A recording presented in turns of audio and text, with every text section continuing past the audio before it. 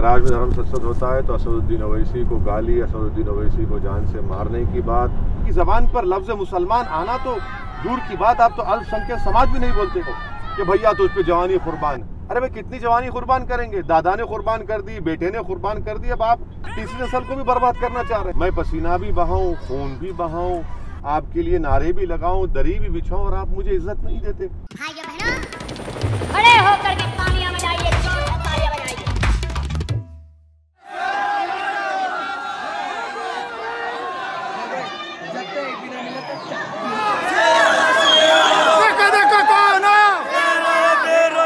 उत्तर प्रदेश का चुनाव सर पर है और हालांकि इसको एक डुएल कॉन्टेस्ट माना जा रहा है। बीजेपी और एसपी के बीच एक ऐसे उम्मीदवार हैं जो हमेशा की तरह एक दिलचस्प खिलाड़ी बन के सामने आए हैं। मेरे साथ बैठे हुए हैं असदुद्दीन ओवैसी, AMIM के लीडर और हैदराबाद से member of parliament. Thank you so much for joining us.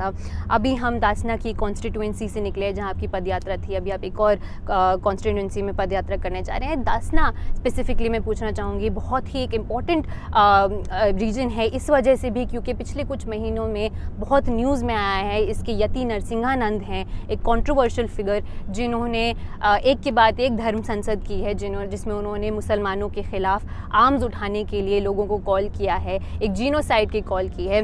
और अब आप दासना पहुंचे हैं, ये जो पूरा माहौल यहाँ बैठा हो इसके बारे में क्या कहेंगे? जनता को समझना चाहिए कि धर्म संसद होता है तो देश के संविधान को तोड़ने की, ख़त्म करने की बात, देश में अल्पसंख्यक समाज के लोगों को उनके कत्लेआम की बात, प्रयागराज में धर्म संसद होता है तो असदुद्दीन ओवैसी को गाली, असदुद्दीन ओवैसी को जान से मारने की बात। तो ये बड़ा अफसोसनाक है कि एक देश जो रूल ऑफ लॉ पर बिलीव करता है, मगर जो लोग सत्ता में हैं, चाहे वो यूपी में हो या हमारे दिल्ली में जो हमारे वज़ीर आज़म हैं, प्रधानमंत्री हैं, वो ऐसा लगता है कि बिल्कुल खामोश तमाशाई बने बैठे हैं। और मेरा मानना ये है कि बीजेपी संघ परिवार की पूरी तायीद और उनके सपोर्ट के बिना पर ही इस तरह के लोग इस तरह की अनाप शनाप और बेहुदा और बकवास कर रहे हैं। इलेक्शंस पे आते हैं, ये आपने बार बार सुना है और क्लैरिफाई किया है, जो कांग्रेस और पार्टीज़ आपको बीजेपी की बी टीम बुलाती हैं, लेकिन उसको अगर हम साइड भी रख दें, आपने शायद ही खुद अपने सोशल मीडिया पे नोटिस किया होगा, सबसे ज़्यादा ये जो एलिगेशन उभर के आता है ये मुसलमान कम्युनिटी में से ही आता है। बहुत लोग ये समझते हैं, स्पेशली एक जो ओल्डर जनरेशन ऑफ मुस्लिम्स हैं, हालांकि आपका यंगर मुस्लिम्स में एक सपोर्ट बेस है, लेकिन ओल्डर जनरेशन के लिए आप अभी एक पराया हैं, उनको आप कैसे कन्विंस करेंगे, कैसे समझाएंगे कि भाई मैं नहीं हूँ बी टीम? जो लोग हमसे मुखालिफत करते हैं उनका इख्तियार है, मगर मैं उनसे कहना चाहूँगा कि आप ये बताइए कि हम 2019 का लोकसभा का चुनाव उत्तर प्रदेश में नहीं लड़े तो कैसे जीत गई बीजेपी? और फिर डेटा ये बताता है कि 75% मुसलमानों ने सपा को और बसपा को टिकट दिया, तब भी उनके सिर्फ 15 जीते। मेरी वजह से तो बीजेपी नहीं जीत रही है ना। और चौथी बात यह है कि 2014 का चुनाव अखिलेश हार गए, 17 का चुनाव हारे और 19 का चुनाव हारे।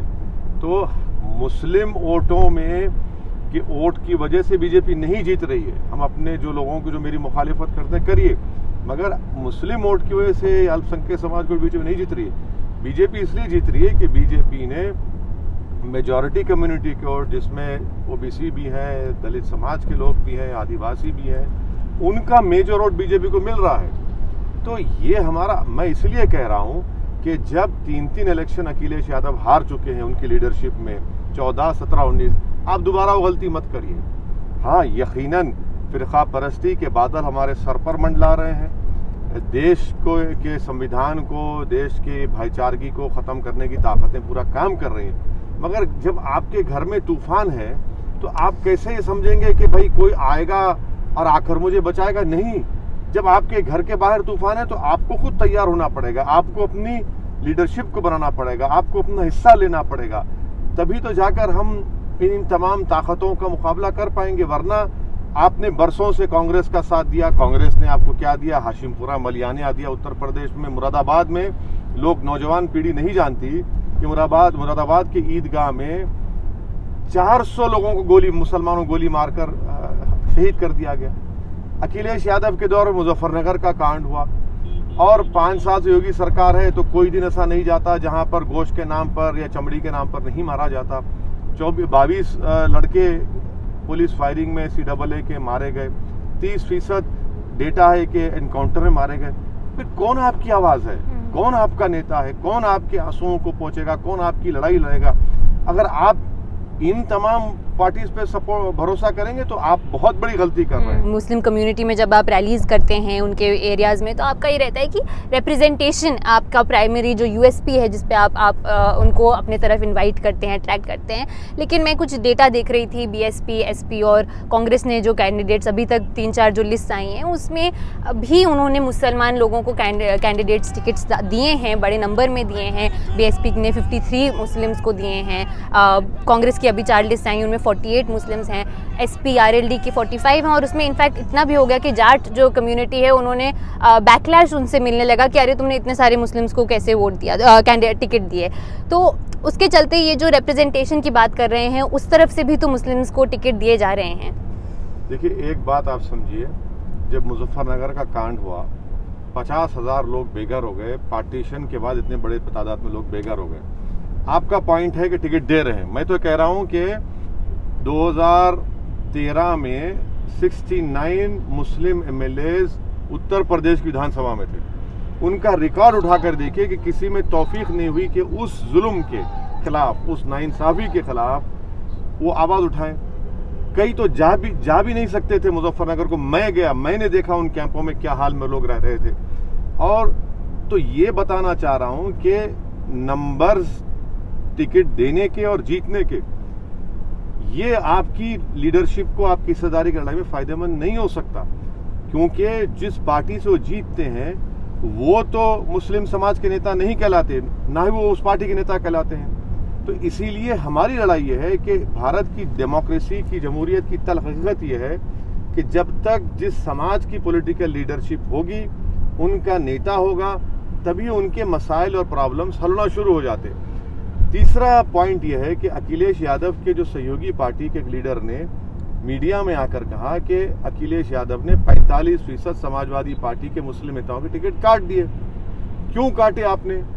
भाई, अगर आपको इतना भरोसा है सेक्युलरिज्म पर, अगर आपको इतना भरोसा है कि तमाम, आप कह रहे हैं कि सब बिरादरी भाईचारगी सम्मेलन किया, तो फिर आप दीजिए ना। जब आप ही को अपने पार्टी के मुस्लिम नेताओं पर भरोसा नहीं कर रहे हैं उनकी कामयाबी का, तो फिर आप क्या काम करेंगे? और एक अहम बात समझिए, अभी हमने धर्म संसद की बात की। क्या अखिलेश यादव का कोई स्टेटमेंट देखा आपने धर्म संसद के खिलाफ? क्या जनता ने जयंत चौधरी का स्टेटमेंट देखा?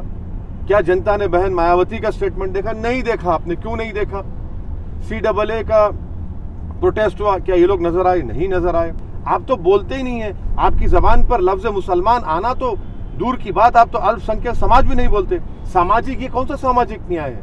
ये सामाजिक न्याय नहीं है, बल्कि आप धोखा दे रहे हैं। बल्कि आप ये कह रहे हैं कि तुम्हारा अल्पसंख्यक समाज मुसलमानों का मुकद्दर ये है कि दरी बिछाओ और नारे लगाओ कि भैया तुझ पे जवानी कुर्बान। अरे भाई, कितनी जवानी कुर्बान करेंगे? दादा ने कुर्बान कर दी, बेटे ने कुर्बान कर दी, अब आप तीसरी नस्ल को भी बर्बाद करना चाह रहे हैं। हम ये कह रहे हैं कि हिस्सेदारी की लड़ाई में हिस्सा लीजिए, नेता बनिए, और पॉलिटिकल जो पावर आता है उससे आप अपने मसाइल को, प्रॉब्लम को विधानसभा में जाकर लड़िए और उसको सॉल्व करिए। आपने कुछ दिन पहले अपने एक फ्रंट अनाउंस किया, एक अलायंस अनाउंस किया, और उसमें आपने बोला कि बाबू कुशवाहा जो है उसके चीफ मिनिस्टीरियल कैंडिडेट होंगे। पहला सवाल ये है कि कोई मुस्लिम क्यों नहीं आपने चूज़ किया as a chief minister candidate? और दूसरा ये भी कि आपने बिहार में जब आप इलेक्शन लड़े थे उपेंद्र कुशवाहा के साथ, वो भी उस टाइम आपके CM फेस थे, और फिर उन्होंने कुछ टाइम बाद जाके NDA ज्वाइन कर ली। क्या गारंटी है कि ये जो अलायंस पार्टनर हैं ये भी वो नहीं करेंगे फिर से? देखिए, जिंदगी का भरोसा नहीं है, मौत तो बर्फ है ना। आप गारंटी दे सकते मेरी जिंदगी की ना। तो जब ये अब बाबू सिंह कुशवाहा साहब हमारे साथ हैं, आपने सही कहा, हमने फैसला लिया जिसमें वामन मिश्राम साहब की पार्टी है, बिंड समाज की पार्टी है, कच्छप समाज की पार्टी और दीगर पिछड़ा समाज के और 2-3 पार्टी हैं। उसमें ये तय किया गया कि 2.5 साल के लिए अगर उत्तर प्रदेश जनता सत्ता देती है तो बाबू सिंह कुशवाहा साहब पहले मुख्यमंत्री होंगे और दूसरे 2.5 साल के लिए दलित समाज से मुख्यमंत्री होगा, और 5 साल में 3 डिप्टी CM होंगे, जिसमें 2 पिछड़े समाज के रहेंगे और एक अल्पसंख्यक समाज के मुसलमान साहब रहेंगे। हम शुरू से ये कह रहे हैं कि क्यों नहीं ये पूरे पॉलिटिकल पार्टी, चाहे समाजवादी हो, BSP हो या कांग्रेस हो, ये क्यों नहीं डिप्टी CM डिक्लेयर करते? भाई, जब आप बात करते हैं ना, वोट तो ले लेते हैं, भाई ये कैसी मिसाल है कि भाई मजदूरी कराएंगे और मजदूर को मजदूरी नहीं देंगे। मैं पसीना भी बहाऊं, खून भी बहाऊं, आपके लिए नारे भी लगाऊं, दरी भी बिछाऊं और आप मुझे इज्जत नहीं देते।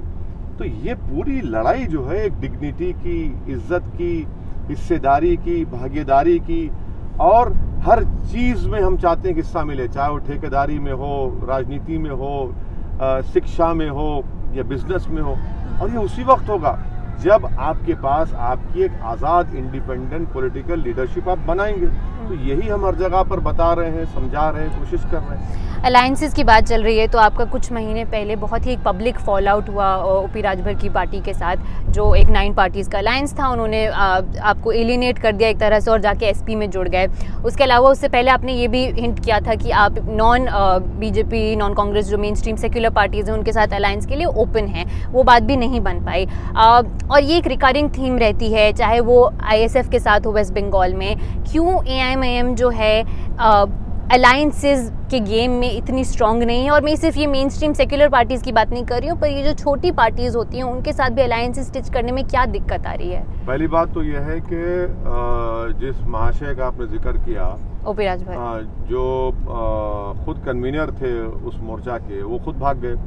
मगर उसमें जितनी पार्टियां थी वो तो बाबू सिंह कुशवाहा साहब के साथ आ गई। जितनी मेजर पार्टियां थी पूरे बाबू सिंह कुशवाहा साहब के साथ आ गई हैं। तो उससे हमको फिक्र नहीं है। और मैं किसी पार्टी को फोर्स तो नहीं कर सकता कि वो हमसे अलायंस करे। बिहार में हमने कोशिश की थी RJD से, मगर वो राज़ी नहीं थे। अख्तर उल ईमान हमारे स्टेट प्रेसिडेंट पटना जाकर मिले, बड़े बड़े मुस्लिम समाज के जिम्मेदारों से मिले, उन सबको कहा, मगर नहीं हुआ। तो फिर हम वहाँ पर उपेंद्र कुशवाहा साहब, जिसमें BSP भी थी उस अलायंस में, हमने उनके साथ चुनाव लड़ा और माशाल्लाह से हमारे 5 विधायक सीमांचल की उस सरजमीन से कामयाब हुए। मैं उनको सलाम करता हूँ, शुक्रिया अदा करता हूँ। तो अगर नहीं चाहते तो हम क्या कर सकते हैं? हम अपना चुनाव लड़ेंगे, अपना मेहनत करेंगे और जनता इंशाल्लाह हमको इज्जत से और अल्लाह हमको कामयाब करेगा। जो आपने बिहार की बात की उसमें आपने 19 कैंडिडेट्स को खड़ा किया था और आप 5 सीट्स जीते। बहुत ही अच्छी जिसको रेट कहते हैं, विनिंग रेट जो है। लेकिन यहाँ पे आप कह रहे हैं कि 100 कैंडिडेट्स आप खड़ा करेंगे, आपके अलायंस खड़ा करेगी। तो उसके चलते एक नुमानी साहब जो है, एक रिनाउंड क्लेरिक हैं, आपको एक ओपन लेटर लिखा है, वो ये बोलते हुए कि आप कर रहे हैं, आप जा रहे हैं, कोई बात नहीं, लेकिन आप कम सीट्स पे लड़िए ताकि और सीट्स पे नुकसान ना हो। जहाँ पे आप श्योर हैं कि आप विनेंगे, जहाँ पे ज़्यादा सर्टेनिटी है, वहीं पे लड़ें।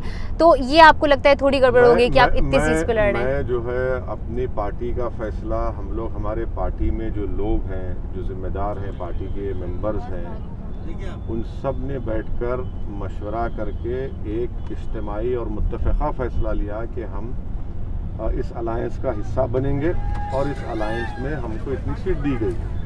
मैं इस पर इतना ही कहना चाहूँगा। मैं मौलाना की बड़ी इज्जत करता था, हूँ और रहूँगा इंशाअल्लाह। जितनी सीटें हमको अलायंस में मिली हैं उतनी सीटों पर हम पूरी ताकत और पूरी मेहनत और पूरे इखलास के साथ जिद्दोजहद कर रहे हैं, मेहनत कर रहे हैं, हमारे पूरे संगठन के लोग, जिम्मेदार लोग। और मुझे यकीन है कि 2017 से बेहतर नतीजा इंशाअल्लाह आएगा। What do UP's people want? We are on the ground to find out and bring their voices to you. Help us raise ₹22,50,000 by supporting our coverage. Click on the link below.